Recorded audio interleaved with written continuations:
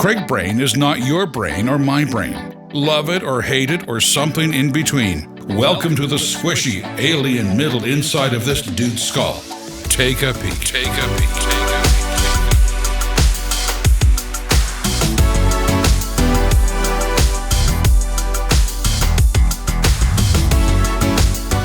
Welcome back to Craig Brain.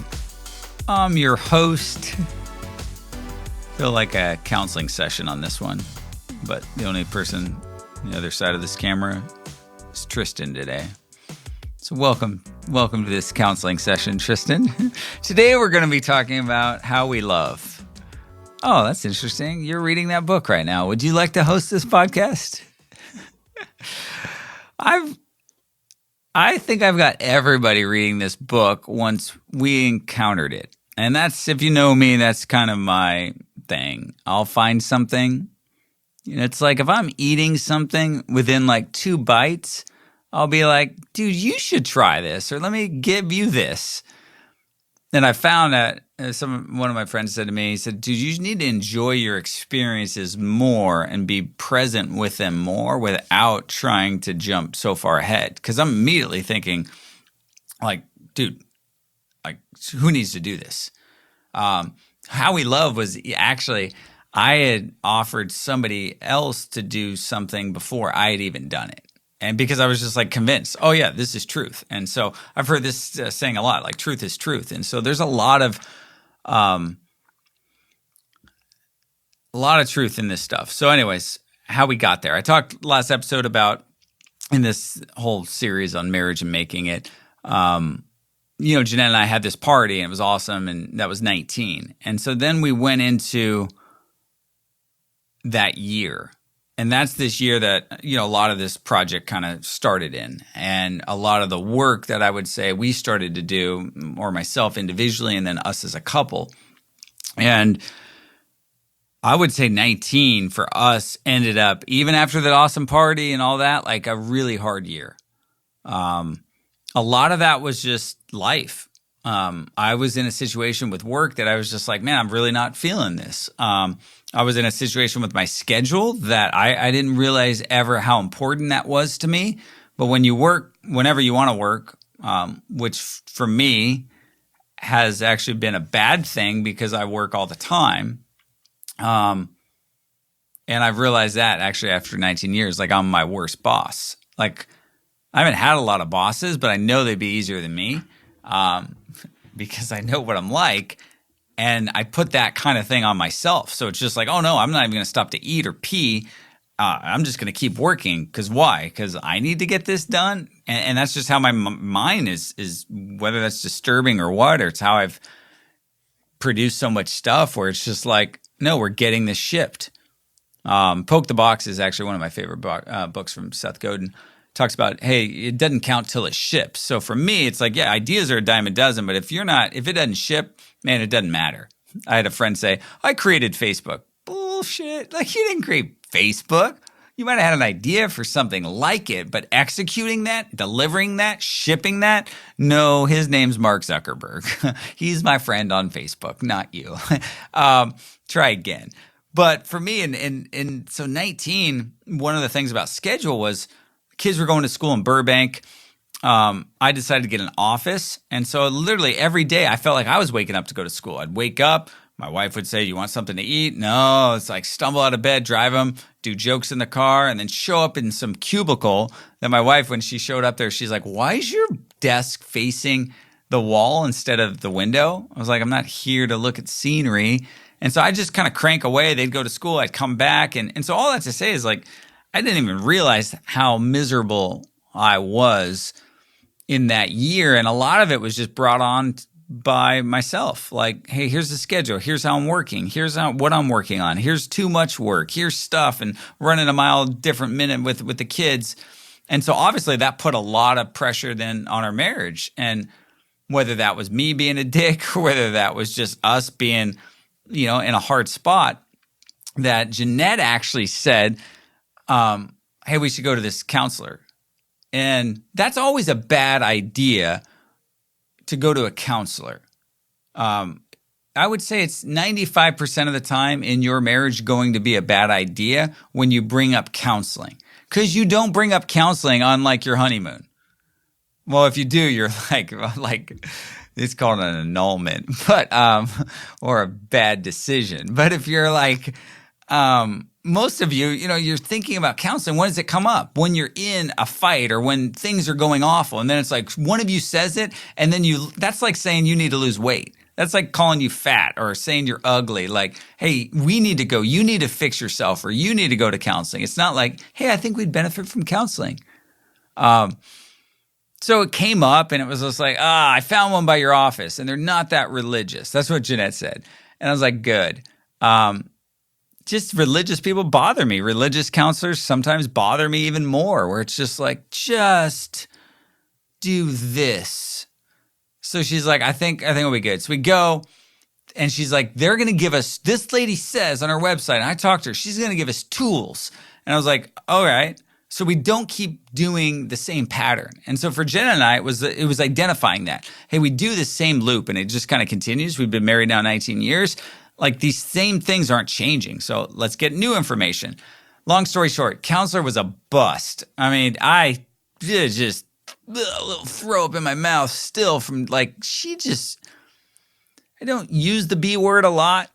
I definitely don't use the C word unless I'm joking, but, dude, there's no other words. Like, and Jeanette says I was mean to her, but I was like, you're just worthless as a counselor to me. And when it's like chiropractors. I like my unlimited chiropractor. Dude, come whenever you need. If you want to come every day, great. Not hey, let's get you in for 12 sessions and this. You don't even know, like, I don't need the 12 sessions booked in advance.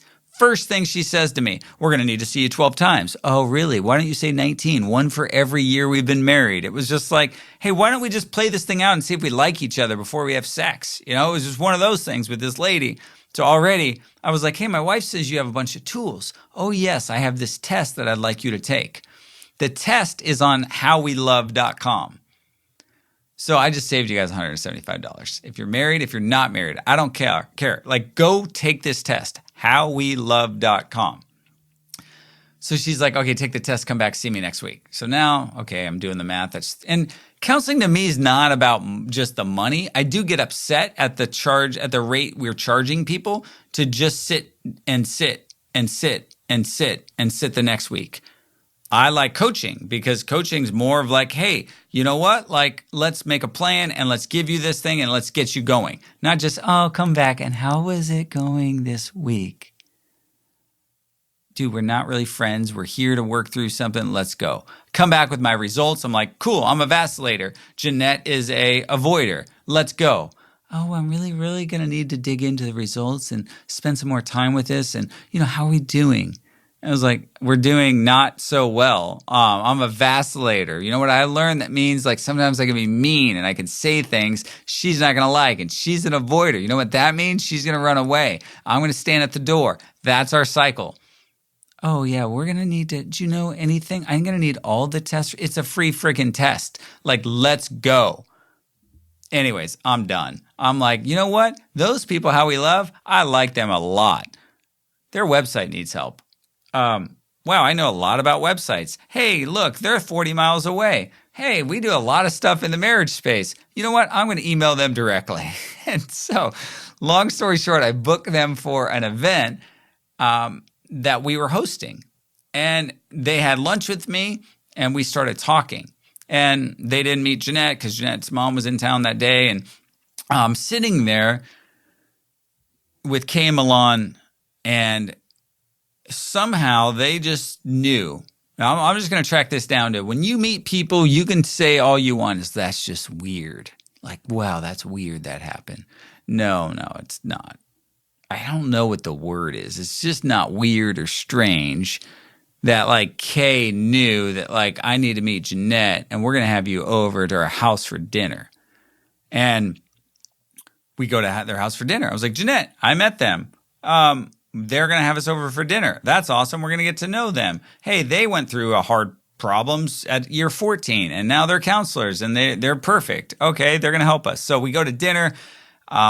And something just kind of shifted for me The book that they wrote is called How We Love. There's a free test, like I said, on howwelove.com, and that basically identifies a negative pattern that you are living in. And so an avoider, a vacillator, a pleaser, a controller, and then Tristan, help me out here. There's a avoider, vacillator, controller, pleaser, and one more. I'm not that one, so I don't know what it is. Drawing a blank. There's more things, and there's more patterns, and there's more things that you can be unhealthy with, but those are like big ones.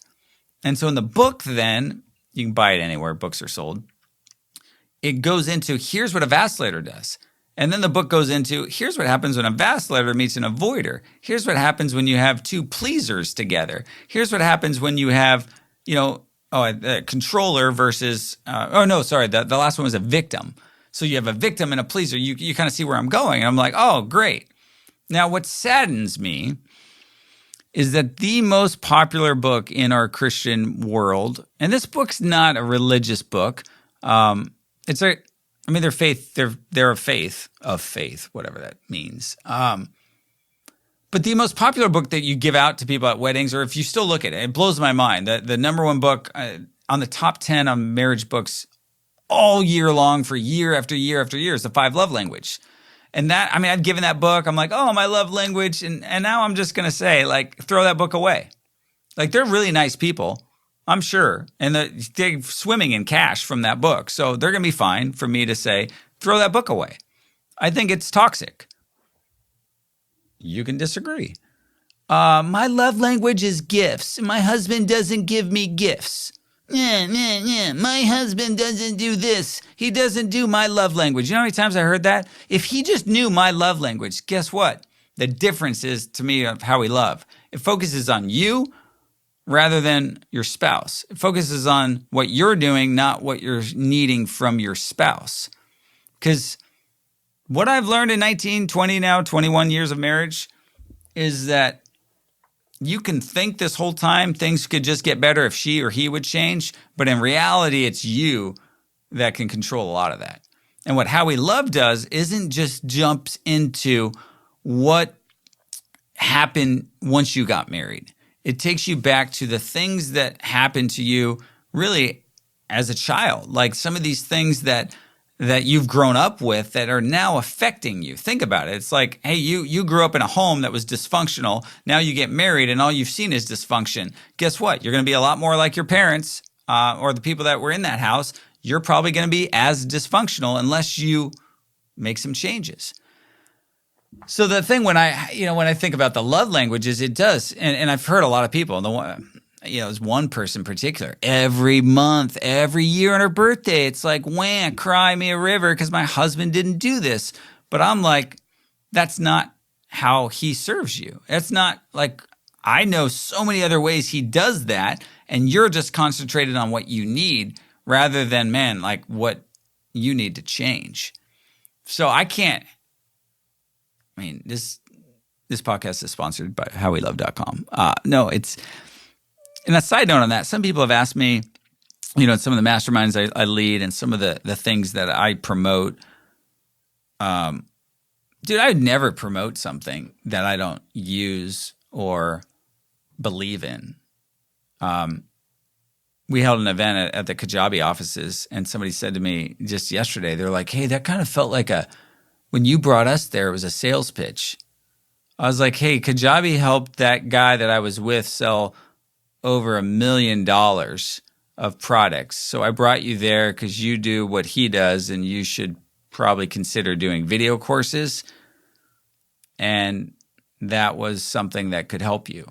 Oh, I thought, you were just trying to work a business deal. And, sometimes I get paid for connecting people, but a lot of times it's just like, man, I'm going to share with you things that have had an impact on me. And I'm not going to put something out there. I got mad at a friend of mine that was doing Wix commercials. And I was like, dude, nobody's going to believe you.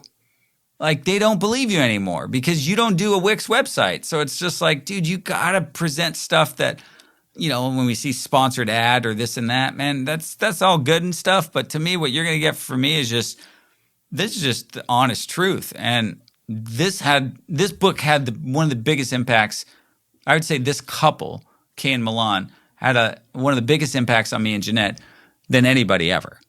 And how we got there, yeah, it's funny. It's through a counselor that I'm making fun of. And then having dinner. And then when we had dinner at their house, we'd read the book and we'd gone so far on our own that we thought we can do. And I think that's another thing I've learned through this is like, oh, I'm good. Or I got it. Dude, you got nothing. Like these people were in our situations. Now they're a lot older than us and they're touching each other, all into each other. I'm like, wow, that's like awesome. I want that.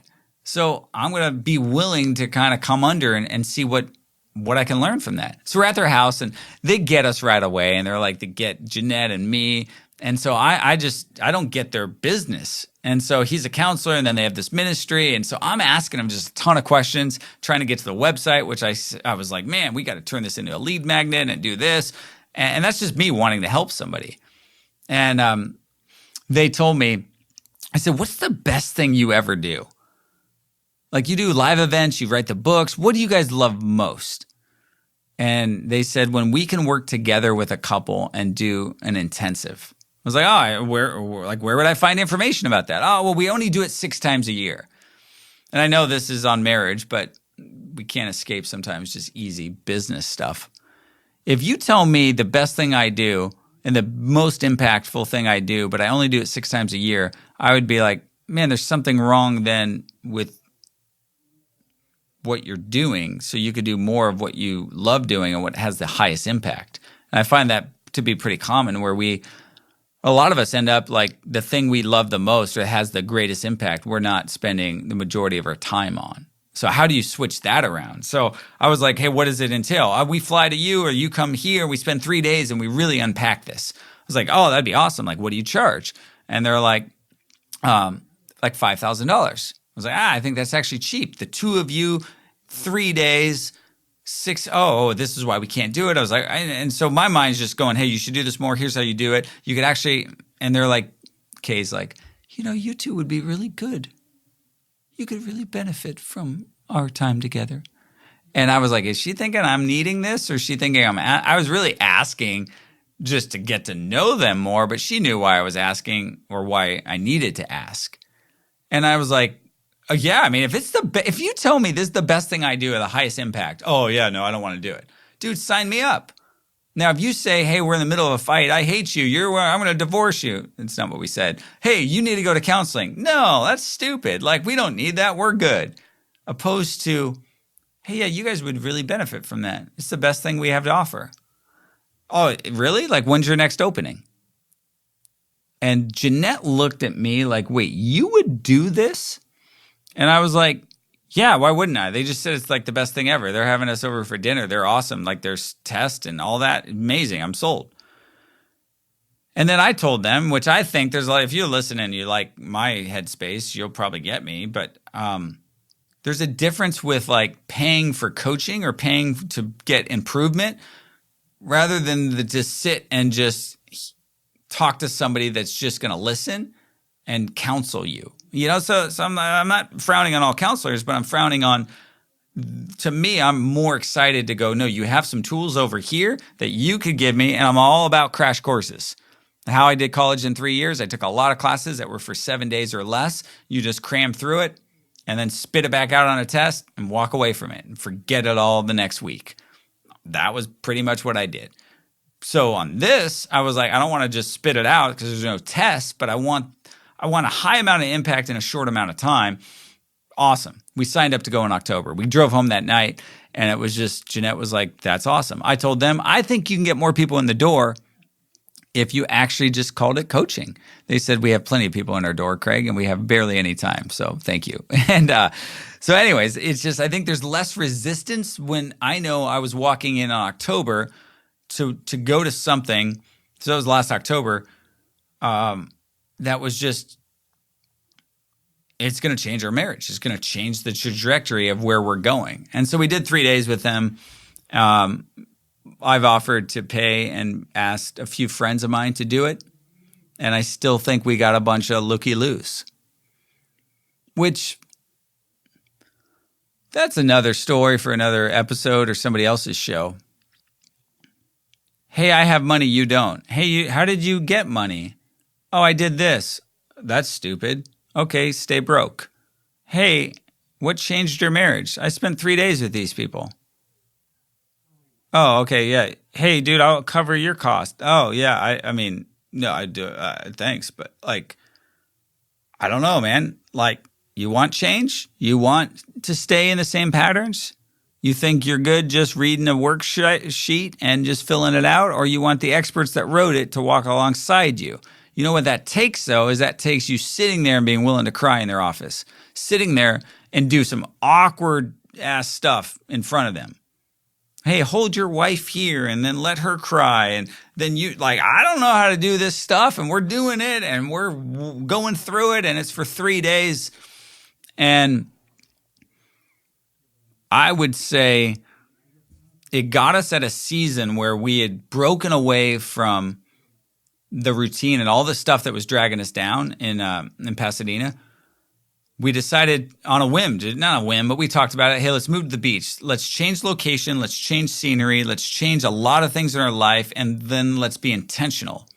So we were geeking up on the Enneagram stuff, which I still think's good. I think if you're an Enneagram fan, I do like it a lot better than How We Love, or not than How We Love, than of the 5 love languages. But I do think the Enneagram, where it falls a little flat, is it makes you think that, like, I'm always a 3. I'm always a 5. And it's like you're stuck with your number. You're not. Your number is just a negative pattern that has just been amplified. So for me, the achiever, that can look like awesome. No, that's just me, like, man, that's me working out of a negative pattern of trying to work too hard, trying to prove too much. You can be, I think, healthy in those numbers. But I know my wife, when she's like, I don't want to be a 5. I don't want to just be the observer. You know what she learned through a lot of this is like, hey, she's never had a voice. So you can sit around and go, I'm a 5, like I'm just quiet. Or you can go, fuck that. Like, I don't want to be that anymore, and change that. That's why I think like this Enneagram stuff that's out there right now, you're just convinced that you have to stay with those negative patterns. So How We Love Enneagram, what it does is it forces that stuff to come out. And you're like, do you want to change? Like, do you want, like Kay says, I'm a recovered an avoider. Milan says, I'm a recovered pleaser.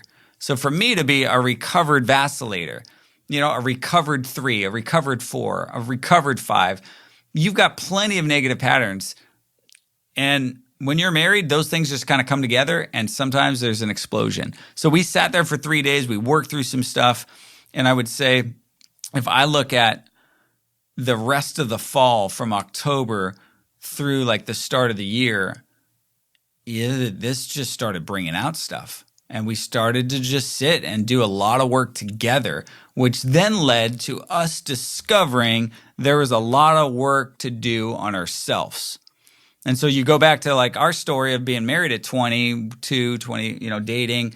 We brought all that junk into our marriage, and we're like, we're fine. We don't live where our families anymore, and we're going to be awesome, and we're going to do it differently. But guess what? You bring all that stuff that you learned as a child or you learned in your homes with you, and now you're trying to make that work, and it's probably why you're going to hit some hard times. There's also just some stuff when you talk to people that have been doing this long enough, you're going to hit some different seasons in your relationships and some bumps along the way, whether that's after kids or whether that's after a certain amount of years. I heard 7 and 14 are pretty common, kind of, hey, you hit something and maybe you hit a wall and you need some help. Ask your friends that are married. Ask some people that are older than you. Find some people that have some tools and resources and get in front of them. So Kay Milan said, hey, we want you to do this intensive. Come to our marriage conference. So we went to their marriage conference, went to the 3-day intensive, and then we just started working. And when I say working, I'll talk about that. You'll see the work that we've done in these coming episodes, because a lot of what happened with Kay and Milan was identified these things and these patterns that we brought into our marriage individually, we both need to go after. And that was probably the biggest light that it shined on us of like, man, I got some work to do to not be that person anymore. And, I'm not going to tell you that, hey, we've never fought since leaving that office but I would say right now, like, like those days are over for us. Like that circle, that loop, that pattern, it just doesn't exist anymore. The tools and the things that they've showed us that we've put into practice, and then the work that has come individually from that spotlight coming down on all your stuff. Because after 3 days, they sit with you and they give you this write-up and then they tell you this stuff and you're like, okay, cool. I'm actually having lunch with them and Jeanette. We're having lunch in a couple of weeks, and it's going to be fun to be like, oh, sorry, I haven't heard from us for the last, it's now 10 months. We've been busy unpacking all this stuff. And so in the episode, what I wrote about how we got there and what we did and what you can do. And if you're going to be like, oh, well, I tried this instead. Dude, if you tried something and it doesn't work, try something else. Try something and try something and try something until something works and something changes. Don't be afraid. I think there's so much fear and resistance. I don't have that. If you give me good information, I still come back to truth is truth. I don't care where that comes from. If it's truth, it's truth. And it's fun. Just even, you'll see shortly, we'll talk about the Hoffman Institute. Me and Jeanette both ended up going there. When we talked to Kay Milan about Hoffman, there's a lot of similarities. It brings you back to your negative childhood patterns. Oh, wait, this is what they're talking about. And we're like, do you guys know about each other? And they're like, no, truth is truth. Like, this is all like, it's all good stuff. And if you're struggling, if something's broken, man, the words divorce, the words like just giving up, I mean, it's what everyone else is doing. So put in some work, put in the time. And the sad thing that saddens me the most is when I watch my friends who have divorced and then they get remarried, two things happen. You just repeat the same pattern. It doesn't last, long at all. Or those ones that have created like real change, all that work now, like somebody else gets to reap the benefit of that. And I'm happy for them. And I'm happy for, going to a friend's wedding that, man, but I'm sad that, man, you guys couldn't have done the work together before that just kind of boiled over. And, that's why we've got, less than half of marriages making it, because we don't have time to do the work. We don't have time to pursue real change. We don't have time to deep dive back into our childhood and see where that, pain and trauma and all those things are coming from. So we did it. I'm glad we did it. And like I said, I can say here honestly today, a lot of those struggles and those things that we experienced are over. So if that's not a sales pitch to say, and granted, they only got 6 spots, so you probably can't even do what we did, but get in front of this couple, get in front of their information, read the book, the workbook. Man, it's good stuff, and it's going to open you up to maybe some future work that you got to do. That's what I got. I got more next time on Craig Brain.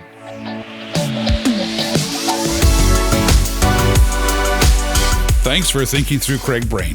This podcast is only a small summarized part of a larger conversation. To read the full story, check out www.craigbrain.com and follow @Craig Gross on whatever social suits your fancy.